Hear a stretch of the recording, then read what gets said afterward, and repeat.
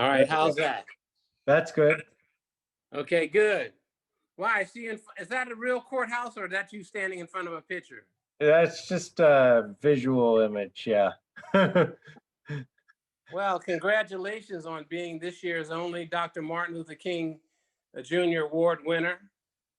I talk with committee members and people, and you come highly recommended for all the work that you do. Journalism is definitely work that takes courage and work that takes commitment and dedication and wisdom and all of the great things that's necessary to make life better for the world. In fact, a journalist is also a dangerous profession because in many countries, journalists, as you know, are killed. A lot of, one of Donald Trump's main issues was the press, the news media. Tyrants do not like the free press, whether you're talking about Duarte in the Philippines, Bolsonaro in Brazil, Putin, and who just arrested a major dissenter in Russia. No one who's a dictator, or you're talking about the leader of China, likes the free press or likes people exposing the things that they do. So congratulations on being the Dr. Martin Luther King Jr. Advocate for Justice Award winner, the only one this year. Well, thank you. So should I give my speech? Yes. Give your speech. Now, hopefully this is recorded or is this live stream so everyone can see it or what? It's recorded. We're trying to live stream it. I'm not sure that we figured out how to do that. Well, if you record it, then you can show, as long as you show it today on King's Day, and then you'll have it for the record. But yeah, I would love for you to give your speech. Oh, I see somebody from New Jersey said congratulations. So I guess they are live streaming it. Yeah. All right. Yeah, we have 22 people in the audience. Oh, very good. Oh, now we are on Facebook. So oh, excellent. I do see live on Facebook. All right. Well, I'll give my speech. So first of all, thank you, Tim. For those who don't know, Tim is in his own right a long-time activist, community leader, and a man whose work I greatly admire. So being given this award by Tim really means a ton to me. So thank you, Tim. Thank you. I also want to thank my wife, my daughter, Jasmine, and Jeremiah for allowing me to do the work that I do, even when it's more difficult on them than it is on me. I've joked a lot of times over the past year that my job is actually very simple. Convince a bunch of 60-something-year-old white men that there is a such thing as systemic racism. Some days that seems like the impossible job. The problem that we face in 2021 is not simply that we have had a demagogue for the last 5 years who has inflamed racial tensions, because we have, but rather that his act worked as long as it did because there were racial tensions to inflame. Until white people are willing to recognize that none of us can be free until we are all free, there will be no justice. Until white people are willing to recognize that income inequality, concentrated poverty, and mass incarceration are threats to us all, we will have no justice. It is an overused statement by Martin Luther King, but one that gets to the point. Injustice anywhere is a threat to justice everywhere. And that must drive our thinking. When I give these talks, I always talk about how I began the Vanguard back in 2006. Based on my education on police reform issues, or how I started the Court Watch Project back in 2009 based on the injustice of Ajay Dev and his wrongful conviction case. But I have never talked about the story about where my passion for racial and indeed social justice comes from. I was thinking about this recently. Here I am, a middle-aged white man, raised in white upper middle class San Luis Obispo, fighting for police accountability and criminal justice reform. And I guess I could add in white upper middle class Davis, no less. So where's that passion come from? Back in 1990, I was headed into my senior year of high school, and I went to Israel and I took a course in Jewish history. And of course, I got a lesson on the Holocaust eventually.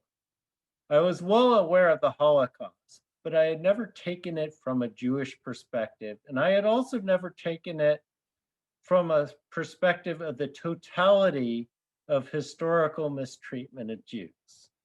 And what upset me beyond anything was the stories of things like the voyage of the Missouri, where hundreds of Jews were turned away from the US and consigned basically to their deaths because they were not allowed to port in any port. The lessons I have learned is the lesson taught by Edmund Burke. The only thing necessary for the triumph of evil is for good men to do nothing. Or to put it in Holocaust terms, when they came for me, there was no one left to speak up because they had done nothing to fight injustice when it might have made a difference. Therefore, the true lesson of the Holocaust is not that there are bad people, but that good people have to have the obligation to speak out against injustice. We are not going to create a just society by white people of privilege standing on the sideline. They must forcefully engage in the fight. As Ibram Kendi argues, it is not simply enough these days to be non-racist. One must be anti-racist. That is the lesson that I have learned, and I take with me each day, and it drives me through long, hard hours, and at times withering criticism. Let's look at my passion, the criminal justice system. Policing, as society has seen firsthand, is in need of change. I remember back in 1990 watching the Rodney King beating when I was still in high school, marching to the police station a few years later in college after the acquittal of the police officers and the subsequent riots, and the transformative nature of video evidence that has over the last 30 years convinced so many people that police disproportionately beat and kill people of color. Mass incarceration is underpinned by mind-boggling inequities. In San Francisco, where we started a court watch in 2019, 6% of the San Francisco population is Black, but 55% of the jail population is Black. Here in Yolo County, Tracy Olson, the public defender, dared to point out that 28% of the Yolo County jail on a given day in April was Black, even though the population share of Black people in this county is only 3%. And when she did this, the system, in the form of the district attorney, Jeff Reisig, lashed back out at her. How dare she hold up a mirror and point out the inequities of the system? Wrongful convictions, another passion of mine, are not equally and evenly distributed across the races. Instead, we see Black and brown people systematically have less resources, less access to quality defense, and end up being wrongly convicted in huge disparities. One thing people do not fully appreciate is the extent to which a system of injustice enslaves us all, not merely the people that are subjugated by the system. Former President Barack Obama made the astute point at Mandela's funeral. It took a man like Mandela to free not only the prisoner, but the jailer too. Indeed, just as slavery dehumanizes the slave and master both, a system of oppression, whether it is Jim Crow or the new Jim Crow, i.e. the system of mass incarceration, keeps both the public and those incarcerated locked up together. The last year has in a lot of ways been a tale of two cities, the best of times and the worst of times. And over the last month, we've seen some of the worst of times. But we are also reminded of just how far we have come. When giving the eulogy for George Floyd, Al Sharpton told the story that when he was down in Alabama at a march many years ago, a young white woman told him, N-word, go home. But he noted recently that he was headed to the airport and talking to a reporter when a young white girl, she didn't look any older than 11 years old, came up to him and basically tugged at his suit jacket. And he looked around and he said, I braced myself. But she looked at him and she said, no justice, no peace. He said, it's a different time, it's a different season. And that's what we have to keep reminding ourselves. We've made progress, we must keep fighting, all of us together. Thank you for joining me today. All right, outstanding, David. I want to read to you the award that the Dr. Martin Luther King Scholarship Fund is giving to you today. And it reads, Dr. Martin Luther King Jr. Scholarship Fund honors David Greenwald, an outstanding advocate for justice. This is the World Citizen Community Service Award. And then it gives one of King's famous quotes, cowardice asks the question, is it safe? Expediency asks the question, is it politic? Vanity asks the question, is it popular? But conscience asks the question, is it right? Is it right? And there comes a time when one must take a position that is neither safe, nor politically correct, nor popular, but one must take it because one's conscience tells you that it is right. Dr. Martin Luther King Jr. So David, we honor you for all of the great work that you do in this community. We honor you for your service, for being the conscience of Davis and Yolo County, and yes, even the world. We thank you for your contributions to this town, specifically to Yolo County and to the greater Sacramento area, and also reaching out to San Francisco and by working with students, indeed, the entire world. Normally, this award does not come with financial compensation, but we will give you some financial compensation as a part of this award because of the great work that you do. I'm not going to tell you the amount, but you'll find out. And I would like to take some time today, if I can, we'll set up a meeting and you can text me your phone number and I'll hand it to you today so we'll have it. But I thank you very much for the great work that you do, having your paper online, working for justice, serving the oppressed and the poor, and being a spokesman for justice. Because too many people ask the question, Donald Trump asked the question, what's in it for me? It's I, mine, and me. And that's where violence and evil really rears its ugly head in the world. But people like you and Dr. Martin Luther King Jr. said, us, ours, and we.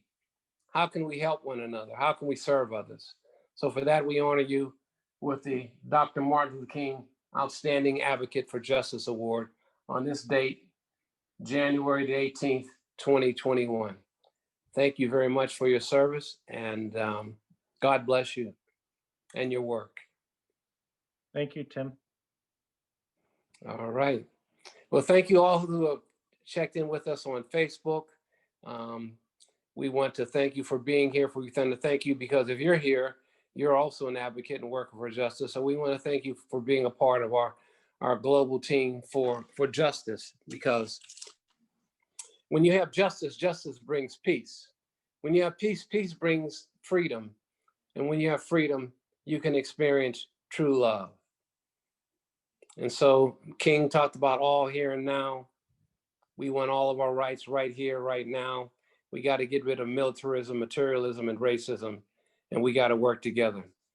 As Jesus said in Matthew 25, 31 through 46, I was hungry and you fed me, thirsty and you gave me a drink.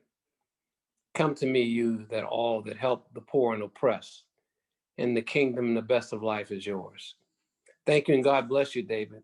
and we will definitely give you your award today. So you send me your phone number, and we'll set up a meeting place, and I'll hand it to you today. God bless you, and I appreciate you and all those who are online. Thanks again, Tim, and thanks everybody who was able to come. Means a lot. All right. Thank you. Well, I guess we'll sign off from here, David. And God bless you, and God bless all the great work that you do. And God bless your wife and your beautiful family. Thank you. All righty. All right. Bye-bye. Bye. Bye, everyone. Thanks again for coming. All righty. Bye-bye.